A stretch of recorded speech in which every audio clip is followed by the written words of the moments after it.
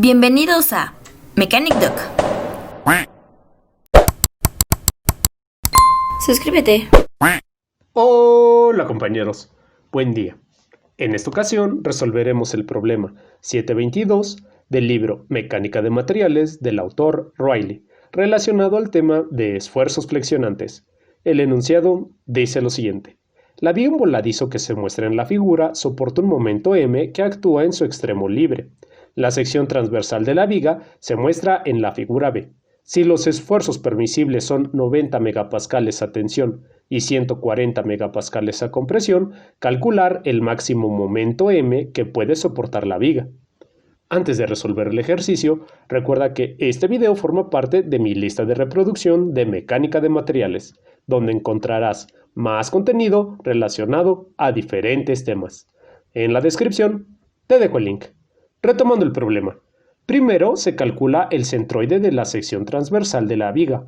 Para hacer esto se divide el perfil en dos rectángulos. Esto se hace debido a que son figuras geométricas conocidos. También se indica un eje de referencia ZY. Es importante señalar el origen del sistema de referencia. Se calcula el área del rectángulo 1 y se indica la distancia que hay del origen al centroide del rectángulo 1. Es evidente que ambos rectángulos tienen las mismas dimensiones. Por ende, el área del rectángulo 2 es igual al área del rectángulo 1. Se indica la distancia del origen al centroide del rectángulo número 2. Ahora se calcula el área total de la figura. Esto se hace con la adición de las áreas 1 y 2, que como son las mismas, se puede multiplicar por 2 el valor de A1. Se opera. Se aplica la ecuación que se muestra en pantalla. Esta expresión sirve para calcular el centroide sobre el eje Y. Se sustituyen los datos y se opera. El centroide de la figura se encuentra a 100 milímetros medidos desde el origen del sistema de referencia propuesto. Como la sección transversal tiene un eje de simetría, no es necesario calcular el centroide en la coordenada Z, debido a que ya se sabe dónde se encuentra. Ahora se traza un diagrama indicando los centroides de los rectángulos y el de toda la figura. A continuación, se calcula el momento de inercia de la sección transversal. Nuevamente, primero se calculan los momentos de inercia de las figuras conocidas. Para hacer esto se emplea el teorema de Steiner. El primer término en la ecuación se debe a que ambas figuras son rectángulos. Para la resolución del problema nos interesa calcular el momento de inercia en el eje Z, debido a que sobre este eje actúa el momento M. La distancia 1 es la longitud que hay del centroide del rectángulo 1 al centroide de la figura y se puede calcular con la diferencia de 140 menos 100. El área es un dato conocido. Para determinar qué valores serán B y H se debe de observar la figura. La medida que sea paralela al eje Z será el valor de B. Por lo tanto, la base es igual a 120 milímetros y la altura es igual a 40 milímetros. Se sustituyen los datos y se opera. Ahora se debe de calcular el momento de inercia respecto a Z del rectángulo 2. Para hacerlo se emplea nuevamente el teorema de Steiner. D subíndice 2 es la distancia que hay del centroide del rectángulo 2 al centroide de la figura. Se aprecia que se calcula con la diferencia de 100 menos 60. El área es un dato conocido. Nuevamente, para designar los valores de B y H se debe de observar qué medida es paralela al eje Z y este valor será la base. En esta ocasión, B es igual a 40 milímetros y H igual a 120 milímetros. Se sustituyen los datos y se opera.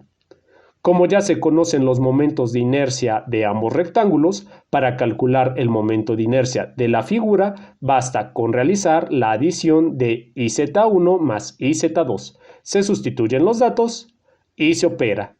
El momento de inercia en Z es igual a 21.76 por 10 a la 6 milímetros cuartos.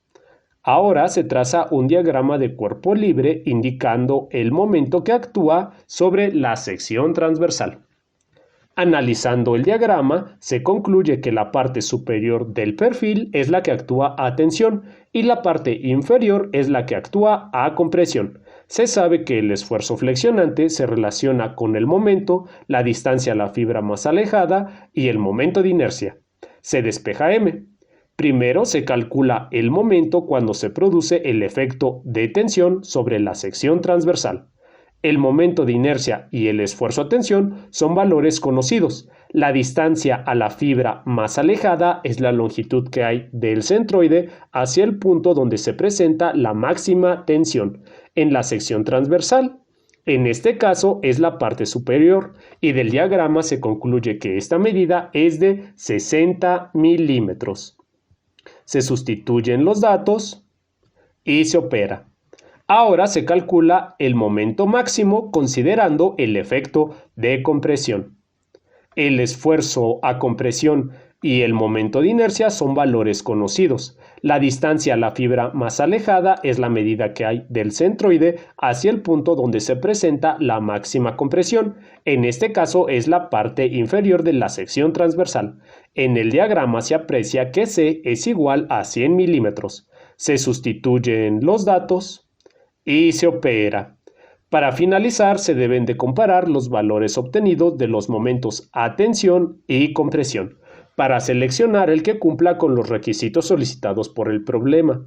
El valor de M que no sobrepasa los esfuerzos proporcionados es el que es igual a 30.464 kN/m, siendo la solución al problema. Y bueno, compañeros, eso sería todo.